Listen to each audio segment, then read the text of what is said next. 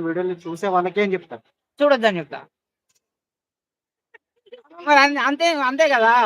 ఇప్పుడు చూడు చూడు అని చెప్పేసి మనకేమన్నా డిమాండ్ చేస్తుందా? ఫోర్స్ చేస్తుందా? ఏం లేదు కదా! ఏం డిమాండ్ చేస్తలే కదా! అంటే ఎక్స్‌పోజింగ్ చేయడం వల్ల ఆకర్షితులైతుర్రు కదా! కావద్దు. కావద్దంటే అయితారు కదా! మరి ఫోన్ ఎందుకుంది?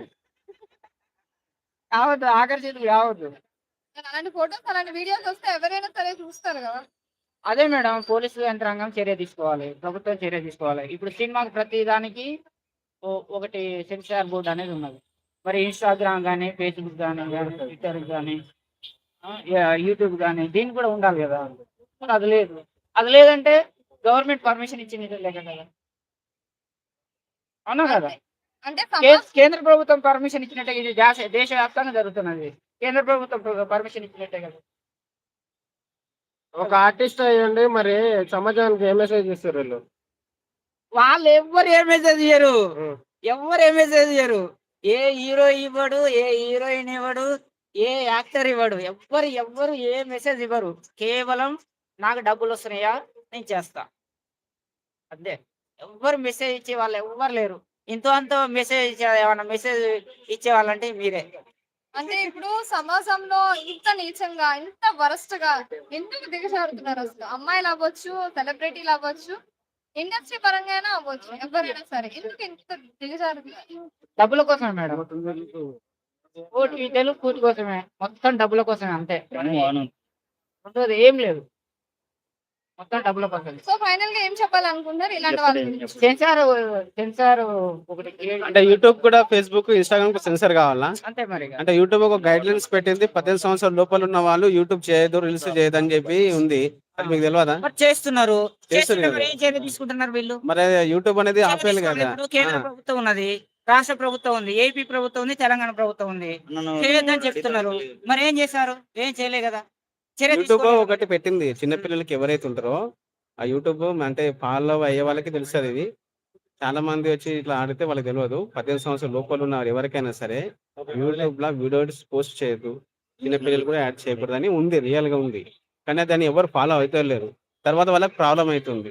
దాని మీద ఏమంటారు? అది ప్రభుత్వమే చర్య తీసుకోవాలి దాని మీద. అంటే మనం మీద ఇది. ప్రభుత్వం ఇప్పుడు కేంద్ర ప్రభుత్వం ఉంది. రాష్ట్ర ప్రభుత్వం ఉందన్న. ప్రభుత్వం ఏం చేస్తుంది? చెప్పింది ఎవరు? ప్రభుత్వమే చెప్పింది కదా! నువ్వు చెప్పినవా? నేను చెప్పినా? ప్రభుత్వమే చెప్పింది కదా! అది ప్రభుత్వం కాదు.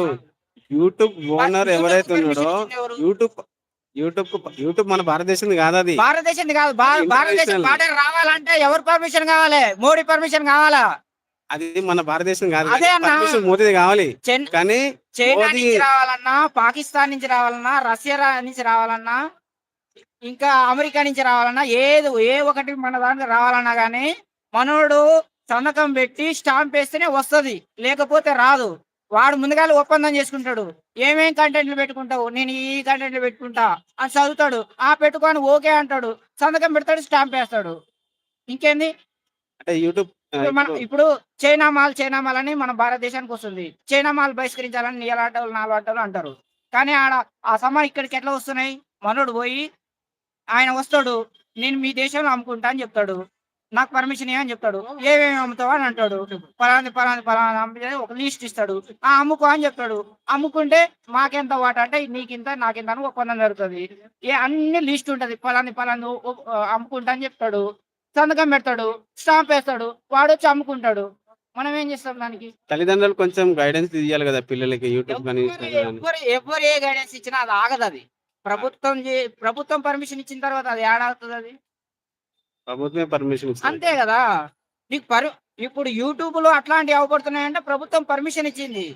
ఇన్‌స్టాగ్రామ్‌లో అవపడుతున్నాయంటే ప్రభుత్వం పర్మిషన్ ఇచ్చింది. దానికి కూడా సెన్సార్ బోర్డ్ కావాలంటారు. పర్మిషన్ ఇచ్చింది. అంటే ఇప్పుడు యూట్యూబ్, ఫేస్‌బుక్, ఇన్‌స్టాగ్రామ్ కూడా సెన్సార్ బోర్డ్ రావాలి. ఇటు సినిమాకి వచ్చినట్టు. అంతే కదా! నీకు పర్మిషన్ వచ్చింది కదా! పర్మిషన్ ఉన్నది వాళ్ళకి పర్మిషన్ వచ్చింది. ఇప్పుడు ఒక యూట్యూబ్ వాడున్నాడు. ఇప్పుడు ప్రభుత్వానికి బిల్లు చెల్లిస్తలేడా? అది ఏ దేశానిది యూట్యూబ్? మన భారతదేశానిది కాదు. ఏ దేశానిది? విదేశీది అది. బయట దేశం. మనోడు వచ్చేసి మీ దేశంలో నా యూట్యూబ్ పబ్లిసిటీ చేసుకుంటా అని అంటే చేసుకో అని మనోడు సంతకం పెడితేనే యుద్ధానికి వచ్చింది. అవునా కదా? లేకపోతే మనం చూసినాం కదా ఇరాన్ లో వేసి పడుతుంది. వాడు బాంబు తీసుకొచ్చి ఇది అర్థం కావాలంటే మినిమం